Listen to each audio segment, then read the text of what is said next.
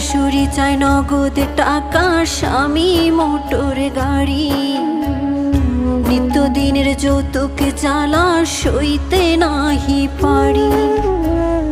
কথায় কথায় ওরা সবাই তোলে গায়ে হাত, নোংরা ভাষায় দেয় যে গালি, তুলে বংশজাত।